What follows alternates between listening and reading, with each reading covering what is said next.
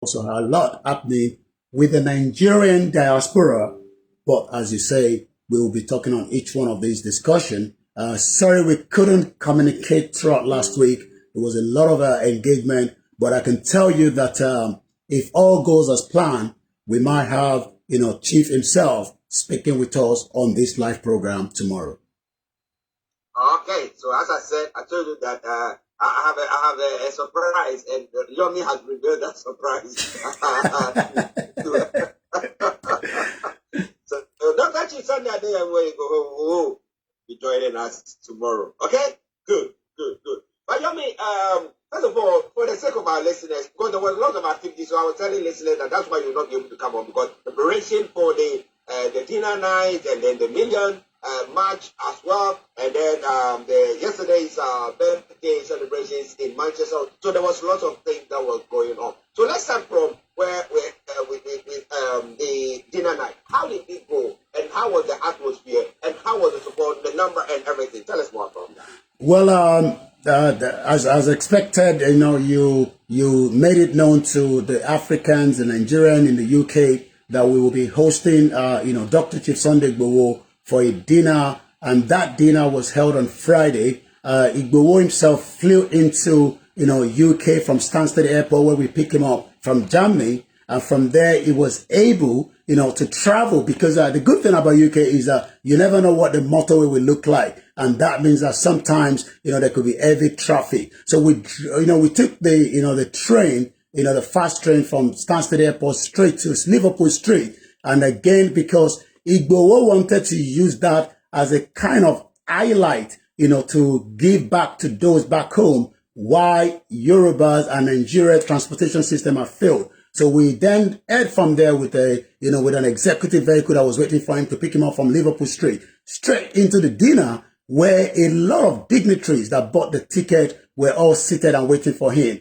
And the dinner, I can tell you, was very fantastic. We just do not have enough to cover everything on the Star Radio UK. But what I can tell you in summary, that people that flew in from New York, from Dublin, from all over the world, because most of them have not been able to see, Igboho himself, apart from, on the social media where, Igboho engaged, a lot of, people. But eventually, like I said, Igboho himself, was more than excited, to be part of these, important dignitary that left everything that they were doing to be there to celebrate his birthday. And like I said, quite a lot of development happened in that birthday. We might have tomorrow, like I said as well, maybe through the phone call, another important VIP that flew in from, New York to grace the occasion with Igboho, known as the Sister Lejadu Taiwo.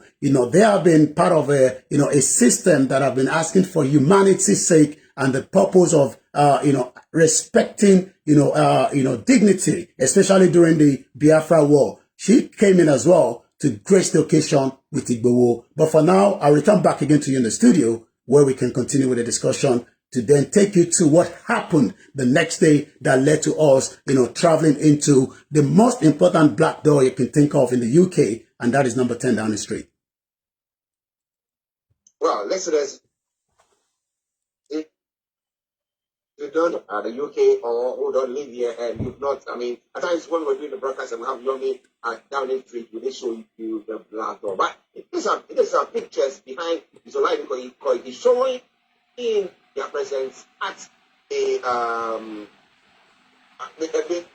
front of the black door, right? Good. Down at number 10 Downing Street. But with the going smoothly and nicely, great, very, very prominent individuals which will be coming to that in now the million match go. How many people were able to gather last night? Well, there was yeah, I can still hear you if you can hear me back in the studio. I can hear you loud and clear. Yeah, go on. Yes, the match went at exactly, how we wanted it to be. And that means that, with about 1,000 people that were on ground to grace the occasion. I hope my camera is still on back in the studio. Not too sure if you can still see me. Yeah, it is on. All right. It's on. We can see you. So what happened is, the event went as expected and as planned. We have many people that drove in, that came through from the BBC broadcasting house, where Igboho himself led the procession of the rally. Then from there, we have the Red Road bus that also took, the elderly people all the way straight into Trafalgar Square. But the most important thing is, Regent Street is one of the most important, high street because of the, high-end shops and the very busy Oxford circles. So the road was completely closed, throughout from the region, from the BBC all the way to number 10 Downing Street. And when we got there, like I said, at exactly 1400 hours, with the most important letter that was prepared, by the leader of the movement himself, Professor Adebanji Akintoye, to tell Igboho to deliver this, letter. Eventually, that letter was delivered, on behalf of, Baba Akintoye to Dr. Chief Sunday Igboho. And that is the image, that you're watching right behind there. I'll get you a clearer one in just about a few minutes. But like I said, Igboho eventually, deliver, the letter on behalf of Professor Akintoye to the Prime Minister in the UK, Keir Starmer. Good. Listen, let's start Radio UK updates from Nigeria about bringing you events that took place over the weekend, Friday, Saturday, and even Sunday. With the Yoruba Nation and the organization, the dinner night and the Million March that took place. Now, let's talk about the atmosphere. When you go for rallies or marches like that, there is that atmosphere that charges people, that that people feel that, yes, this is something that we are there to achieve something. How was the atmosphere like? And can you talk about the demographic of those who were there? Ages wise and all that stuff.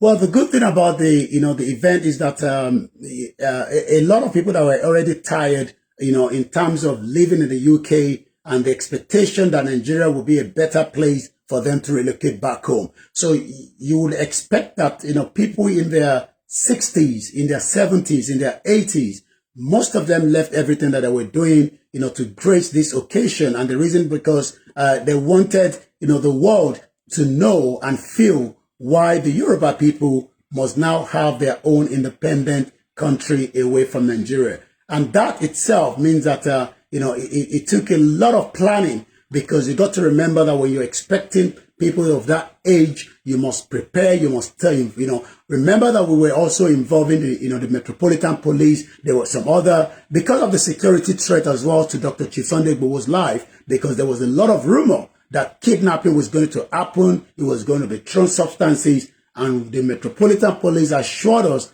that everything was being taken care of. And the event atmosphere was charged, because not just only that, as we were passing through number 10 Downing Street, there was another beautiful event that we were already involved in, that we told them that we're going to be passing through together. Jesus, walk for Jesus. And that means, we were all merging together, because remember that Christians are being persecuted in Nigeria. Genocide is happening in Nigeria. So they were excited to see Igboho, shouting and screaming with his voice, that the Yoruba people are being marginalized, are being killed as Christians. In Kaduna, the Christians are being massacred, and more Boko Haram and terrorists. And then we were given the opportunity, to stay right in front of number 10 Downing Street for a very long time. And at exactly 1400 hours, 6 people, including myself, making it 7 as a journalist, went in there. I led the group into number 10 Downing Street, but Igboho was the one in charge to deliver the letter to the Prime Minister in the UK, Keir Starmer. Wow, listen, there's quite an interesting event that took place there. And for sure, we'll be posting some of the images of those events, yes, on the platform and on the Koikimedia as well. Go there, and all the other platforms that we broadcast on, and Koikimedia and all the other Yoruba Nation platforms. You have all those pictures. So for those of you who weren't able to be part of it, next time to be part of it. Princess Adebimpe, let me say Adeyemi, good morning to you, and thank you very much. She's saying Yoruba Nation, no going back. Okay, But I mean, one of the questions, whilst you were talking, and one of the questions that because with the delivery of the letter to 10 Downing Street, I was asking myself the question, is it the first time that the Yoruba nation has officially presented a letter to the UK government? Because we know that UK is the colonial masters of Nigeria.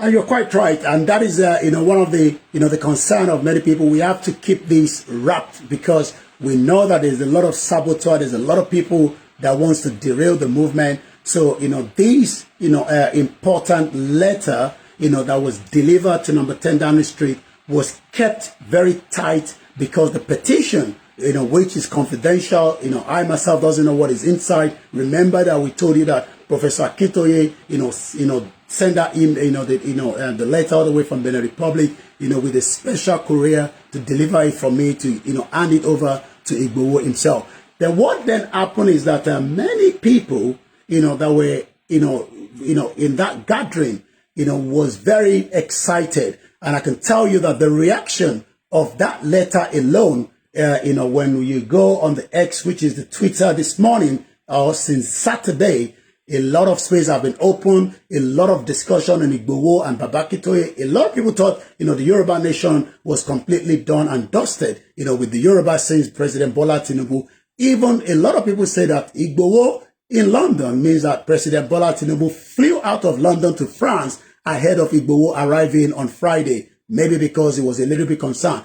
Let us also remind our listeners that Tinubu has not yet visited number 10 Downing Street. So imagine that Igboho, visiting number 10 Downing Street, even though we have a president that has been in office for 1 year, but he has not yet, been invited, to number 10 Downing Street to see the Prime Minister. We know that the government in the UK changed over, just about, in July when we had our election. But again, it's like Igboho presenting this letter created a lot of what we called discussion. And I can tell you the reaction. These are some of the dailies, coming out of Nigeria in the last 72 hours with Igboho visiting number 10 Downing Street. And some of the headlines says, the Vanguard newspaper says, Yoruba Nation, Sunday Igboho submit petition to the UK Prime Minister. The Daily Trust headline is, Sunday Igboho seeks the UK Prime Minister backing for Yoruba Nation. The Daily Trust says, Sunday Igboho submit petition to the UK Keir Starmer for Yoruba Nation. The Guardian, Nigeria, why we submitted petition on the Yoruba Nation, and the Sahara Reporter, breaking news, Sunday Igboho submit petition. And not just that, even the northern part of Nigeria have picked up news that they were also reacting to this letter. So it seems that what we did on Saturday has now ignited a kind of a different discussion. And I will probably say, it is just one out of many that will be happening before the end of this year and coming up to next year. Okay, listeners, this is Star Radio UK. Mr. OLAYOMI KOIKI in the North London studios. I'm actually here in the South studios, and we are bringing you updates from Nigeria. We're just touching up on some of the events that took place over the weekend with the Yoruba Nation and the presentation of the letter or document to number 10 Downing Street to the Prime Minister. And as I said, well, the government have been the government of the UK, that's the Labour government, or Keir Starmer's government, have been in office for I think 102 days. And who was the first Nigerian leader to go to the place? And it's Dr. Sunday Adeyemo. So as he had greeted the president himself, Bola Tinubu, and that's why Tinubu may have so as he getting here. I thought they said Tinubu was in London to have a bit of respite to prepare for. Well, I think Tinubu probably did not want a situation where he's in the UK and Igboho is in the UK as well. So I believe he had to fly out as quickly as possible. That's my belief. But from what we are hearing, I think Tinubu, like you said, is meant to be on an annual leave, but probably maybe he wanted to spend a week in London and visit Paris for the following week. Okay. For the sake of that, we just let it be like that. But Sunday Igboho beat him to it. Okay. But we'll be going to some of the other stories. But a few people that we want to acknowledge for, the organization of all these events that took place. Well, we would like to first appreciate, the Nigerian Yoruba community that graced the occasion, I mean, the weather was very good, but at some point, as we believe that, when things are going to go very good, it will go extremely very good. And what I can confirm is that as the petition was handed over, the rain started falling. And as a cultured man, as people that believe in tradition, we then realized that, the message has been delivered. And the song that came out from Igbowo's mouth is, O ti ṣe o, Baba ti ṣe o, ohun tó ń bà wá lẹ́rù, Baba ti ṣe o. And the translation means that, what the fear that we are scared of, our fear has now been conquered. Our hope and desire for this event, whether it will happen today or tomorrow or in the next couple of years, has now been done. And like I said, Ifelodun Àpapọ̀ Ọmọ Yorùbá, that is the main lead of the event itself. Also, I've traveled with myself. I can tell you, I'm reporting from Manchester. It's very cold down here, Mr. Archie. I can tell you that it's completely different, but I'm quite, in a very warm apartment where we've been lodged in. Igbowo as well is in Manchester. I can tell you, but like I said, tomorrow we might be able to engage in, on the program and as well. You'll be visiting places, but we cannot reveal too much because of security details. But I can tell you that we can also say thank you so much to those that travel from Nigeria. Easy Aziz Badishiri flew out to Miami yesterday from Heathrow Airport from Terminal 3. He has already spoken to me. He has arrived back in Miami. And like I said, there's still few that are downstairs making prayer for Igbowo and the Yoruba people. Oba Ogboni is right there. And also, under the leadership of Professor Adebanjo Akintoye, the YSDM, we'd like to be grateful to them that, for bringing, the Yoruba people together. And likewise, the Yoruba World Media, and I can tell you that the chairwoman has also traveled with Igbowo, all the way yesterday. We had, in the image that it has been circulating, the General Secretary of the Yoruba World Media was also presented when we were delivering the letter as well. We also have, a man that has held, very strong in the Yoruba rally in US, in the United States of America, Prophet Ologunlua, that flew in, was on the ground, and I can tell you, he was in Manchester with us yesterday. He traveled back again to London on a last late train to make his flight back to US at the early hours of this morning. So the sacrifice, the money spent, the time, we can only be grateful that this event went as we wanted it to be. Wow.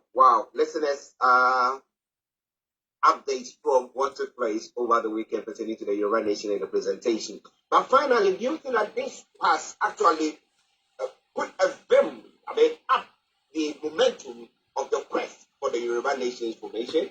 Well, I mean, many people believe that since President Bola Tinubu came to power, it seems that there's a kind of a coerce or there's a kind of money because that is what a politician does. And a lot of people believe that maybe Igbowo or Baba Akintoye or myself or those that are campaigners, have been given some kind of money, or maybe we are just waiting for 2027 when we will then kickstart again. But what they did not understand is, the movement was almost derailed when Tinubu used, another individual, and this is not allegation, this is what we know, because Tinubu has always, before he becomes the president, record shows and records are there that he has always done everything to break any organization that have got to do with the Yoruba hopes, into two. And the Yoruba movement was divided into two, but the strategy to bring it back slowly has kicked back. And this particular event on the 12th of October will be in the history book that for the very first time, we're not talking about Nigeria. I've lived here for 25 years, over 2 decades and a half. I've never seen any protest or rally, even during the EndSARS, that the road was completely shut down. We're talking about road being shut down all the way from the most busiest high street in London, Oxford Circus, all the way straight to the Prime Minister. That is something that will go in record, for the Yoruba people, and next generation will be able to know the sacrifice that was put in whenever, because nobody knows when the nation will eventually become reality. But what we have done is exactly what other countries have done to become independent country that many of us have enjoyed today, and many people will still like to go and live there. Wow. Listeners, Star Radio UK, your favorite African and Caribbean radio station in London. So like working in Manchester, I'm here, actually here in the South Studios in London, and we are bringing you updates from Nigeria. Before we move on to some of the stories, other stories making the rounds in Nigeria, Princess Adiben says that, I wish him a safe trip back Well, we wish everybody who was part of the program a safe trip back so that in the next couple of years, sacrifices, we acknowledge it and we pray that the quest that you are standing in for and the sacrifices, may God richly bless you all. Okay? Good. Now let's come to some of the other stories making the rounds in Nigeria. Dangote meets marketers Tuesday over new petrol price. Now, last week we thought that Dangote, we'll be talking about it like a month ago, talking about Dangote's fuel coming onto the market, and we thought that the prices will drop. We know that the president has given him the chance that he will be sold the crude oil in naira, not dollars, and thinking that that will bring the prices a bit down for consumers. But it looked like last week they had issues where the prices have gone out. NNPCL, you're right, yes. NNPCL saying that now they are not going to be part of it. So there's a lot of chaos and confusion going on there. So can you throw more light on it and what this meeting is all about with Dangote? Well, the issue between, the ongoing, between the Dangote refinery, and the expectation by many Nigerians is that, when Dangote refinery is up and running, probably maybe the price would drop ridiculously. But I can tell you, as at last week, the petrol was going to about almost 1,000 naira, per liter. Quite expensive for a country that produce, or is probably not producing, but that have one of the highest crude oil in the country. And you're quite right, the independent petroleum marketers of Nigeria is now poised for talks with Dangote. This is coming up between tomorrow and Wednesday. I'll be following that and I'll be reporting that back to you in the studio, Mr. Archie. They have now finalized what they called a sort of an agreement to the cost of lifting the petrol from the plant. It was learned that yesterday the Petroleum Retail Outlet Owners Association of Nigeria had been asked by the 20 billion Lekki-based refinery to rescind its request for petrol lifting. First and foremost, do we have the network, to move this petrol into all part of the 36 states? We don't have it. The logistics is very heavy, and what we have said so many times is that a country that did not prepare for the future and the future that we have been told that we will have is no longer there today. So the petroleum expressed their optimism that the cost of petrol might reduce in the coming days. I will be monitoring that and I'll be reporting back to you, Mr. Archie, when we come on air. Okay. And if I can go straight from there to what the Peter Obi is saying in the last couple of days. I mean, I've just picked that up as well. It is unfortunate and insensitive. Peter Obi speaks on the fresh petrol price hike. We know that Peter Obi was a presidential aspirant, contested to the 2023, but he lost the election. He's a politician, a Labour Party in 2023 election. Peter Obi has now described, the latest increase in the price of the premium motor spirit, popularly known as petrol, as unfortunate, insensitive, and is urging the government to reverse the hike. Will the government be able to reverse the hike, or are we going to still see people struggling with everything that is going on? You want to know more, you guys stay with us because there are a few other stories that Yomi is going to bring in your way. Atuko should stay away from contesting elections, says for your shame, and international customers owe Nigeria 5.7 million for electricity. Yomi. Well, NEPA has been an issue, for a very long time in Nigeria. And there's what they call the Band A and the Band B. But it seems that even the Band A are complaining now that, yes, they have stable electricity, but they are still also complaining. So two story, one about a couple of days, and I'll be telling you the one today as well. International customers owe Nigeria $5.7 million for electricity. Who are these international customers? And why are they owing Nigeria substantial amount of money? We know that Nigeria supply electricity to Benin Republic and some other African countries within the surroundings, but are they being asked to pay and they refuse to pay? And if they're not paying, why? So let's go into it. In the first quarter, about 4 international bilateral customers being supplied by the power generation companies made payment against the cumulative invoice of over $14.19 million that have been issued. Now, what we know is that The Nigerian Electricity Regulatory Commission revealed this in the second quarter of this year report. Out of the $15 million invoice that was issued by the market operator between April and June, the international customers have only remitted just less than $10 million. The question is, who are this country and why are we not getting paid if we're supplying them, the electricity? The foreign companies of taking power from Nigeria are Para Sebi in Benin Republic, about $1.23 million, Transcorp Sebi in Benin Mainstream, in Togo, $1 million, Odukpan in Togo, $3.4 million. So you can see that within the surroundings are the neighboring countries that are getting electricity from Nigeria, but it seems that they are not making much payment, and that is also having a big impact as well.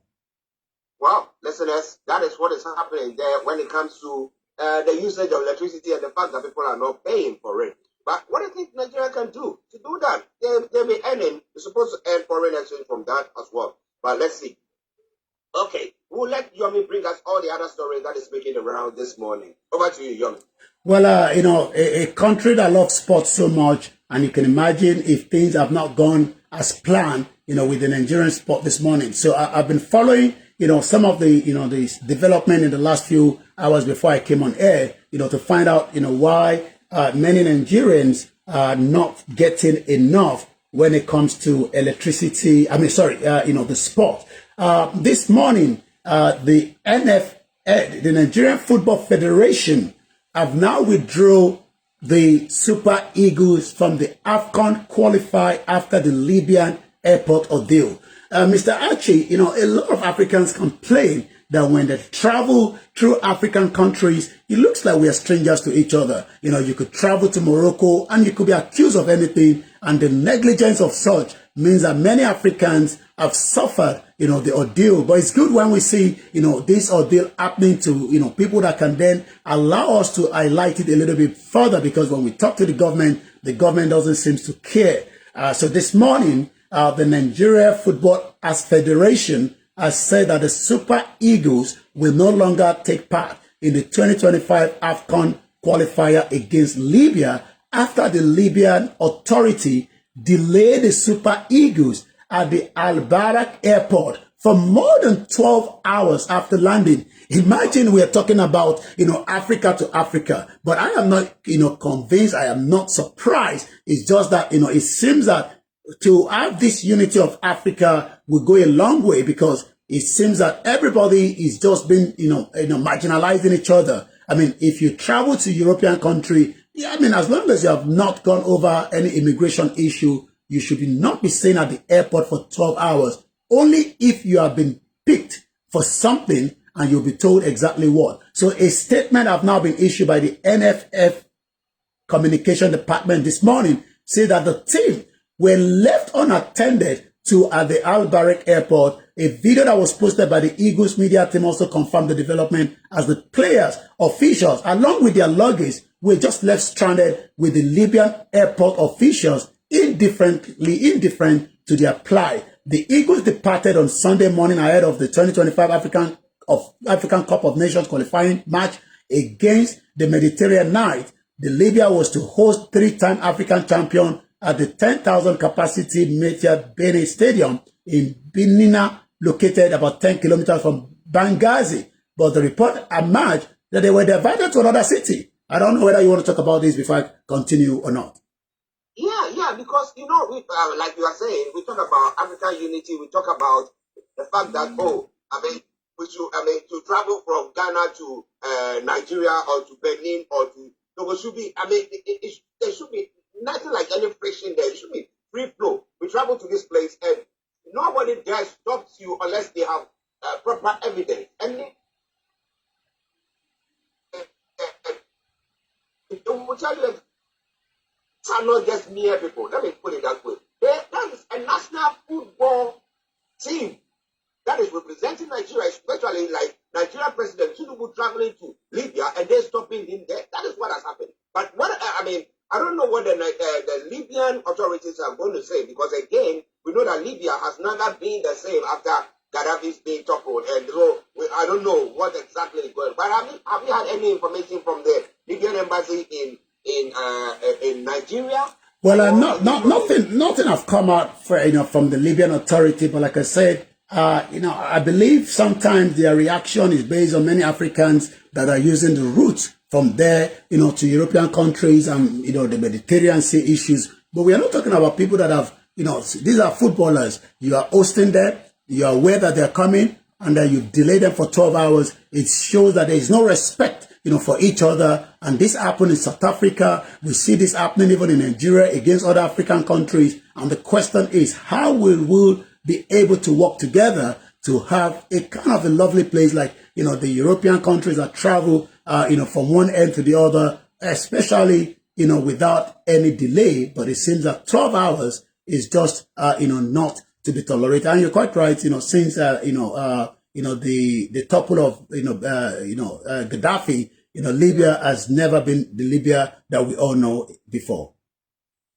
Well, listen, let's start Radio UK. Mr. OLAYOMI KOIKI in Manchester. I'm here in London, where we're bringing you updates. So we'll go back to Yomi for the rest of the stories making around. Over to you, sir. Well, because we know that we have other news coming up as well, so we still stick to more news coming, from this report from Manchester this morning, where we have traveled, with Dr. Chief Sunday Igboho. So let's give a little bit more highlight, to the event that graced, the Saturday, outing. Like we said, that outing was not just for the Nigerians alone; it was also for Africa, because it seems that, as we've said this morning, Africa is going through a lot. And that literally means that we need a united Africa, but we probably need a united Yoruba out of Africa, and then we can be able to work and retract, the effort of the indigenous people. So Chief Sunday Igboho, like I said, traveled to London, to grace this occasion.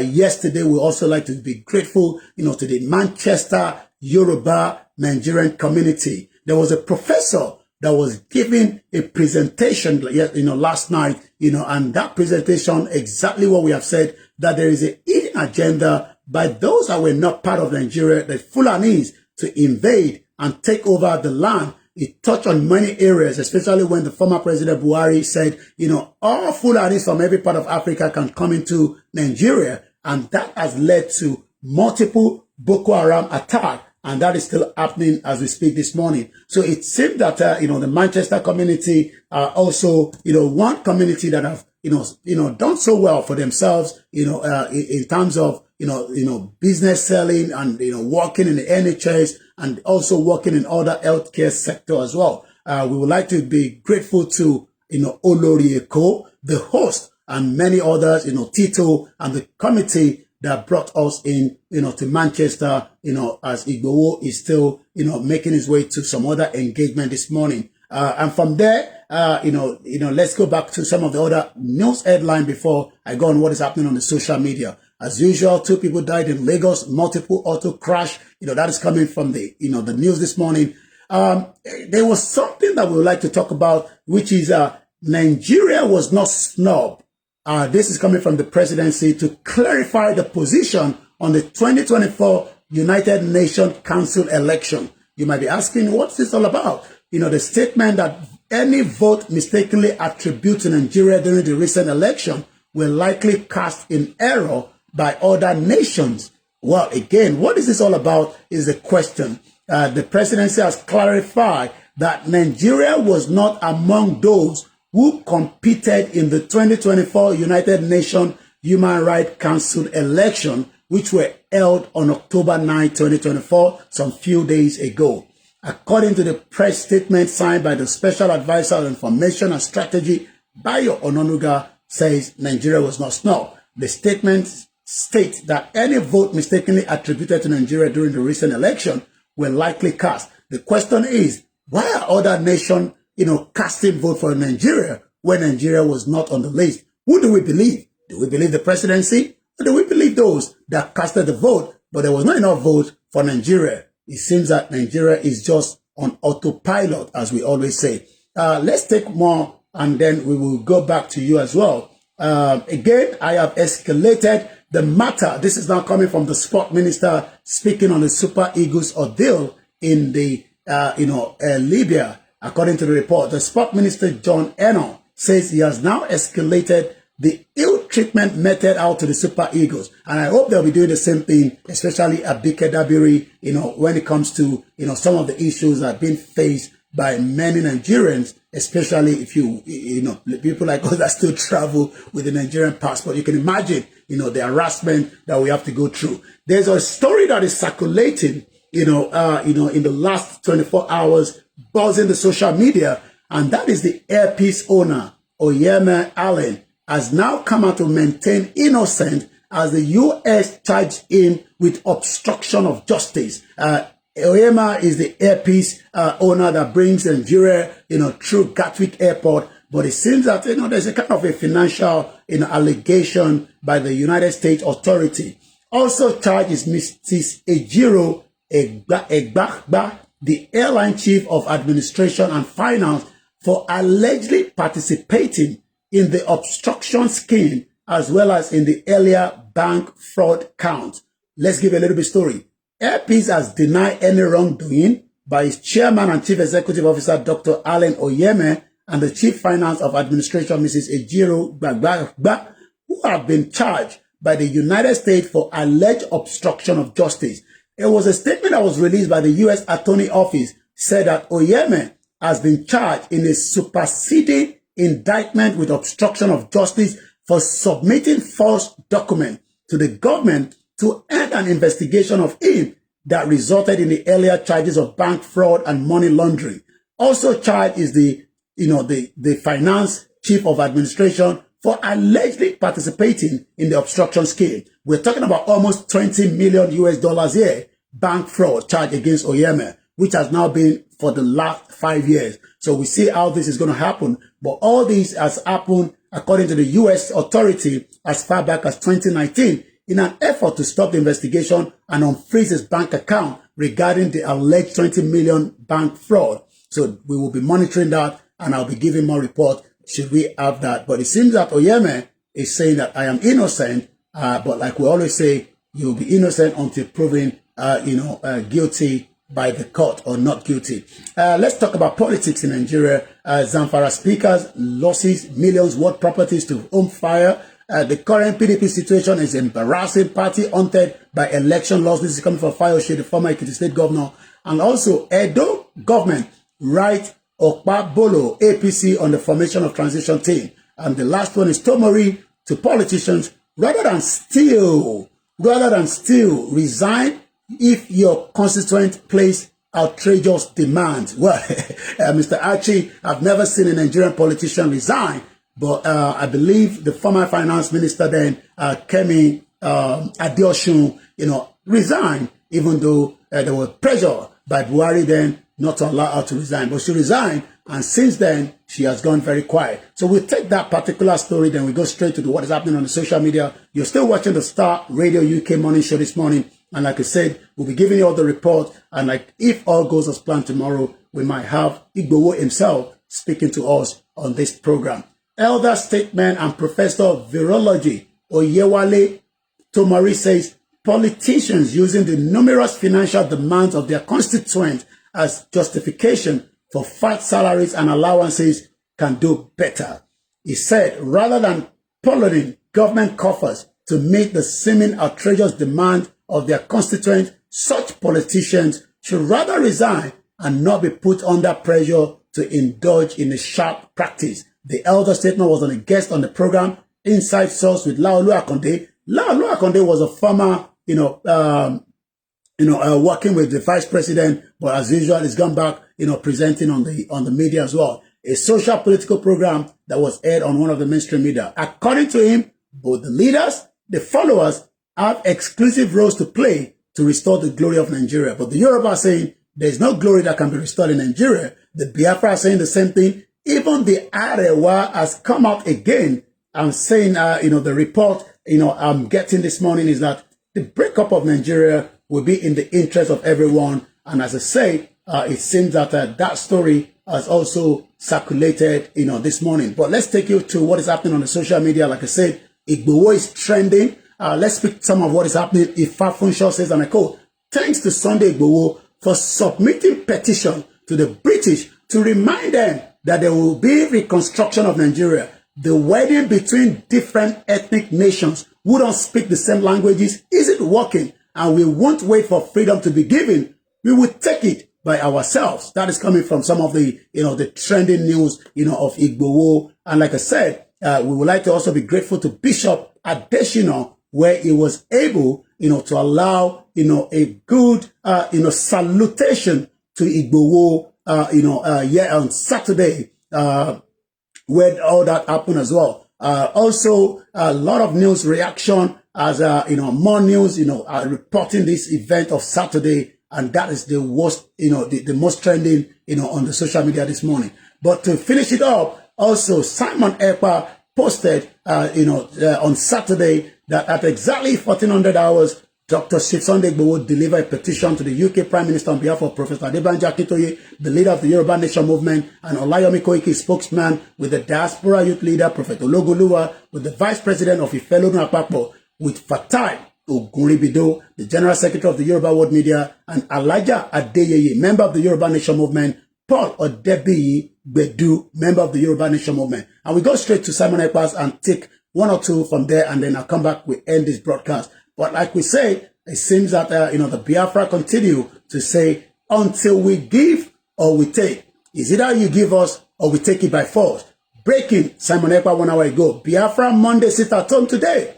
Biafra self-referendum. Biafra vote of no confidence on Nigeria. And vote of confidence on the Biafra government continue today with a massive sit-at-home compliance. This sit-at-home has been going on now for more than 4 years.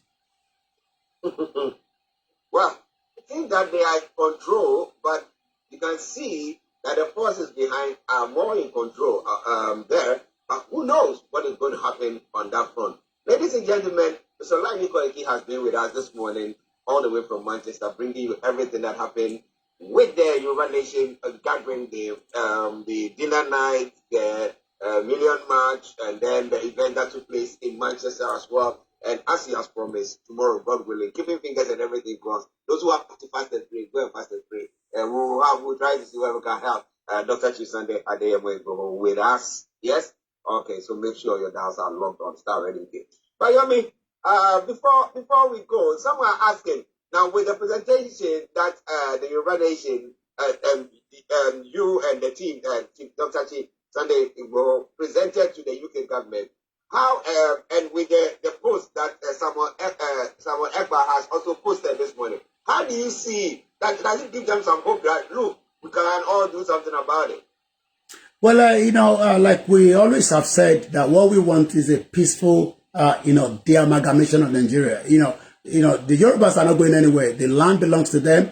The location belongs to them. They're indigenous people that have been existing for thousands of years until the British amalgamation in 1914. And what we are saying is, they are amalgamated. The Biafra are saying that they will make a full declaration in December 2nd, which is just, some 2 months away from today. The Yorubas are continuing with their diplomatic way of presentation to tell the world, the United Nations, and like I said, Igboho and Baba Akintoye and the rest of the team are working to make sure that we don't want a bloodshed, as we've seen that every freedom always come with bloodshed. But some people believe that, with this letter make any impact. Let us continue to remind that the UK is still, even though we have been an independent country, but they still can do something. And if they refuse to do something, as Simon Ekpa have said, as Baba Akintoye have said, as Igboho have said, we would then have to take it by the bull, by the horn, whatever, however, we believe that we will take it.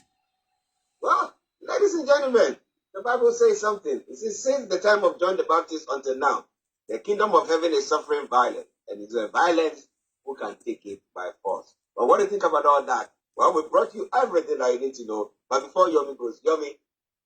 Well, it's good to be back with you, Archie. And now last week, as much as I was trying as best to get into the program, but we had to keep going back to the airport. I was at Heathrow Airport twice, last week. And again, there was a lot of other activities. But this week, we'll be rest assured because we're still traveling with Igboho, but we don't want to let everything out of the bag. But for now, we're still in Manchester, and we will do everything to make sure that on the Monday to Friday, we'll be joining you to give all the report. But for those of you that do not know, make sure you follow, click that button, because Star Radio UK is part of the African diaspora radio station that brings the report between 24 hours section and different programs. As we leave you, remember that, we will also be having Linda Perry that will be joining us later. But for now, I'll leave you in the good hands of Mr. Archie, and I'll be back again tomorrow at exactly 11 o'clock.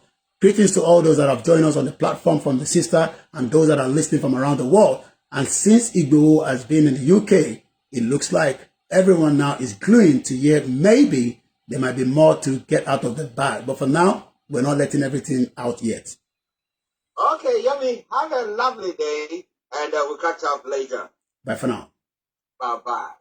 Well, ladies and gentlemen, that has been Mr. OLAYOMI KOIKI bringing you updates from Nigeria with events that took place here pertaining to the Yoruba nation. But, I cannot do this by not playing any song in commemoration of that. Now, if you have a cause that you want to check out and you want us to be part of it, you want us to support you or to give you the platform to do so, just get in touch and we'll do so. But let me bring you this song from Jeanette.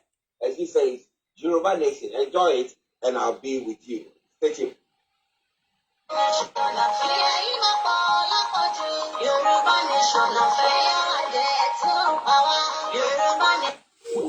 I gotta go now. I'm not till I get breakfast. My voice is gone, and I need to slow down with my voice. I need to go now. Not till I jump. Be rest assured, we'll bring you all the live transmission with CSI. If we have to, he's gonna have his private session. We'll not be bringing him live all the time. So don't expect that Igbo must come live. No, I will be live when I want to be live because that is what I do as a media. But Igbo and his wife must get their privacy. So Moki Bobo Alen konsikpe aku orire, aku palemo, aku gbogbo e. Adelelere lágbára Jésù Kristi. Ìyẹn èmi mọ̀ yẹn dájúdájú. Adelelere lágbára àwọn tó ní ilẹ̀ Yorùbá. Adelelere o, inshallah wa kudratullah. Àwa àti sọ fún yín pé no retreat, no surrender ni. Ẹni bá máa kú nínú wọn ló máa kú. Torí àwọn ní kú o. Torí pé àwọn ló máa fi orí ara wọn fágbọn tó máa bá ẹ̀jẹ̀ tí wọ́n la máa ta sílẹ̀. Tó ìyà olè máa jẹ́ gbogbo ọmọ Yorùbá. Kí àwa wá dákẹ́ gbogbo ẹ̀yin tẹ́ wà ní Manchester àti gbogbo yín o. Koiki lèmi jẹ́. God bless Yoruba land. God bless Biafra land. God bless Arewa land. God bless United Kingdom. Bẹ́ẹ̀ ni torí pé ìlú tíyàn bá ń gbé kọ́lọ̀ bless ẹ̀. But ìlú yẹn tó bá náà wọ̀n ní gbọ́ pé torí wọ́n fẹ́ jẹ nínú tọ̀dọ̀ tiwa bíbá ẹ̀kọ́ láti máa ní kọ́lọ̀ máa bless wọn. Ọlọ́run ní bless wọn nílẹ̀ Yorùbá. Àwa la mọ̀ tá máa ṣe. Àbóyé yín mo fi kóòdù sọ̀rọ̀ ni. Bọ̀ ní bíbá Ọlọ́run bless wọn. Bọ̀ lọ́dọ̀ tiwa lọ́hùn ẹ jẹ́ ká fi tó kulẹ̀. Mo kí gbogbo yín. Ẹ má yẹ kí n máa dárúkọ. Mo lọ àti lọ jẹun nísìn. I love you all. Thank you so much.